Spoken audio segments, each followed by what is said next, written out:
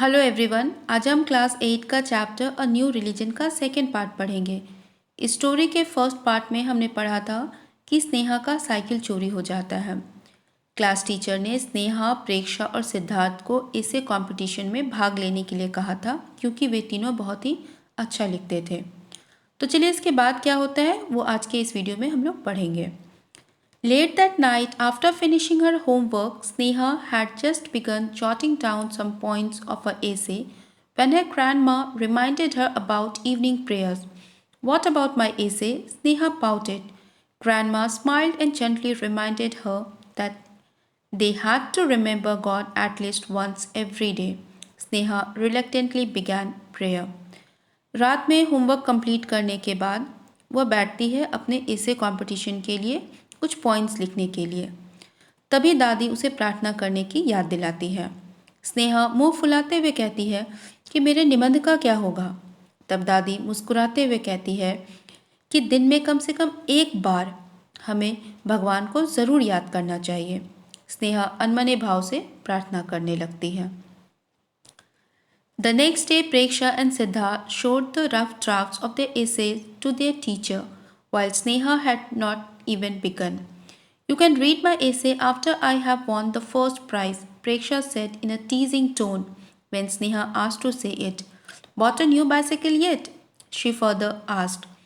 तो अगली सुबह में प्रेक्षा और सिद्धार्थ अपने टीचर को ऐसे दिखाते हैं, लेकिन स्नेहा ने तो अभी लिखना शुरू भी नहीं किया था। जब स्नेहा प्रेक्षा से कहती है कि मुझे अपना एसे दिखाओ, तो प्रेक्षा उसे चिढ़ाते हुए कहती है कि you can read my essay after I have won the first prize. मेरे फर्स्ट प्राइज़ मिलने के बाद तुम मेरा एसे पढ़ लेना। और फिर वह उससे पूछती है कि क्या तुमने अपना नया साइकिल खरीदा। Telling Preksha about her financial difficulty would make her show false pity and sympathy. Better to try something that would silence her. I'm not going to buy a new bicycle because I do not want to damage the environment. How can buying a new bike spoil the environment, silly? Preksha asked. तो स्नेहा सोचती है कि अगर वह प्रेक्षा को अपने आर्थिक स्थिति के बारे में बताएगी तो प्रेक्षा झूठ मूठ का उसे दया और सहानुभूति दिखाएगी। इसलिए अच्छा है कि कुछ ऐसा किया जाए जिससे कि स्नेहा जो है वो सोच रही है कि वो प्रेक्षा को चुप करा देगी। तो स्नेहा कहती है कि मैं नया साइकिल नहीं खरीदूंगी क्योंकि मैं पर्यावरण को नुकसान नहीं पहुंचाना चाहती। इस बात पे प्रेक्षा कहती है कि नया साइकिल खरीदने से पर्यावरण को कैसे नुकसान होगा बेवकूफ़, तुम्हें कुछ नहीं पता है। Ore for matter will have to be dug, spoiling topsoil. Then refining ore will give off carbon dioxide, Sneha said. Plus toxic colors will have to be used. Rubber for tire will use poisonous elements like sulfur. All punks, Preksha jerked. What she say is true. To make 1 ton of steel, we have to burn many tons of coal, Siddharth said. तो स्नेहा उसे समझाती है कि धातु के लिए जो अयस्क का ज़रूरत पड़ेगा वो गड्ढा करके निकलेगा जिससे कि टॉप सॉइल बर्बाद हो जाएगा, मिट्टी का ऊपरी परत बर्बाद होगा। फिर जब उस ओर यानी कि अयस्क को रिफाइन किया जाता है तो उससे कार्बन डाइऑक्साइड गैस निकलता है जो हमारे लिए हानिकारक है। इसके अलावा जहरीला कलर्स भी यूज़ किया जाता है।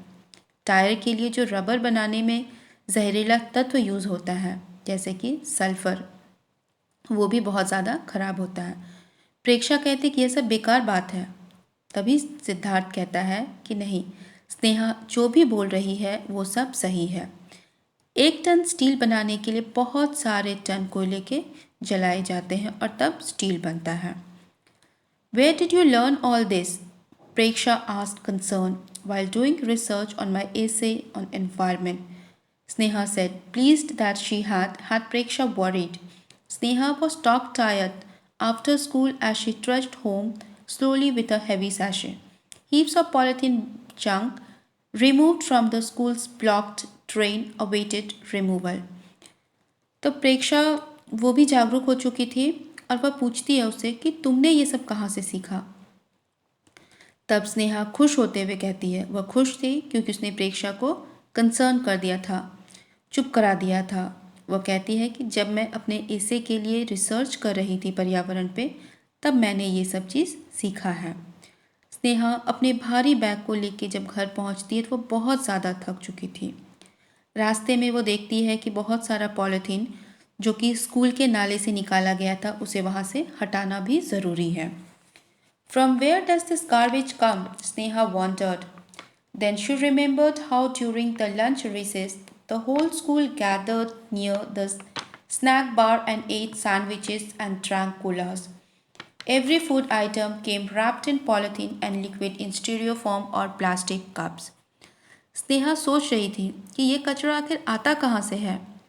फिर उसे याद आता है कि स्कूल में लंच के समय में सारे बच्चे स्नैक बार स्टॉल के पास में खड़े होते हैं, सैंडविचेस खाते हैं और कोल्ड ड्रिंक्स भी पीते हैं। और जितने भी खाने हैं, ड्रिंक्स है, खाना है, वो सारा का सारा पॉलीथीन बैग्स में लपेटा हुआ रहता है। Most children threw their refuse in the garbage cans, but some garbage accumulated and was washed into the gutters, which gradually blocked them. Sneha was very tired when she reached home. I will feel better after eating, she thought, but she was in a rude shock. Grandma offered her only a banana. ज़्यादातर बच्चे जो है वो जो कचरा होता है, polythene होता है, वो कचरे के डब्बे में ही डालते हैं। लेकिन कुछ कचरा जगह पे इकट्ठा हो जाता है और फिर पानी के साथ बह के वे सब गटर में यानी नाले में चले जाते हैं, जिससे कि नाला ब्लॉक हो जाता है। जब स्नेहा घर पहुंचती है तो वो बहुत ज़्यादा थक चुकी है। वह सोचती है कि खाने के बाद उसे अच्छा महसूस होगा, लेकिन वह शॉक हो जाती है जब दादी ग्रैंड माँ उसे खाने के लिए सिर्फ एक केला देती है। It is a Friday dear, you have to fast. Oh, mother, Sneha wailed, but she knew she had no choice. Of what use is fasting? Fasting is a self imposed discipline. It helps us become better persons. All religions have days when one must not eat. Sneha thought fasting was a type of religious discipline. तो स्नेहा रोने लगती है, लेकिन उसके पास और कोई उपाय नहीं था, कोई चारा नहीं था। वह सोचती है कि उपवास करने का क्या फ़ायदा है। तब दादी उसे बहुत ही प्यार से समझाती है कि उपवास खुद से लागू किया हुआ एक अनुशासन है और ये हमें एक अच्छा इंसान बनने में मदद करता है। सारे धर्म के लोग एक ना एक दिन फास्टिंग ज़रूर करते हैं, वो कुछ भी नहीं खाते हैं, तो ये हमारे लिए बहुत ज़्यादा फ़ायदेमंद होता है। Without discipline, we would become animals, but the way we were spoiling our environment was not good discipline. Why did most people all over the world voluntarily remain hungry once a while? Christians, Jews, Muslims, Jains, Buddhists, and Hindus all fast. All also undertook holy pilgrimage.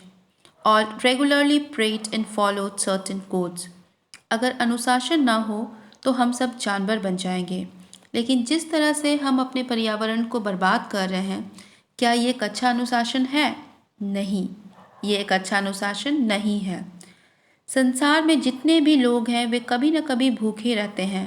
क्यों? ईसाई, ज्यू, मुस्लिम, जैन, बौद्ध, हिंदू सभी धर्म के लोग उपवास करते हैं। सभी तीर्थ यात्रा भी करते हैं।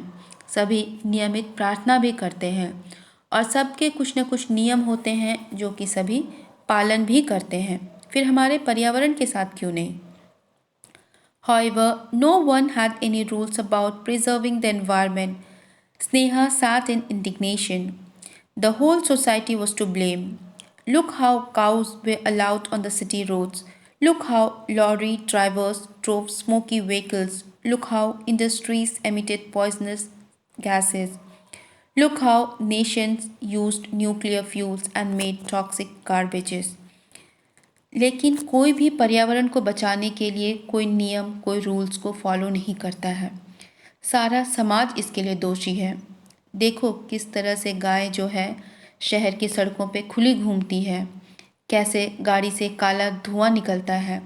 देखो कैसे फैक्ट्रीज काला धुआं उगलती है, कैसे राष्ट्र जो है वो न्यूक्लियर फ्यूल्स यानी कि परमाणु ईंधन का प्रयोग कर रहा है और कचरे को जहरीला बना रहा है। तो स्टूडेंट्स, ये था हमारा सेकेंड वीडियो। इसमें हमने पढ़ा कि किस तरह से इंसान अपने पर्यावरण को बर्बाद कर रहा है।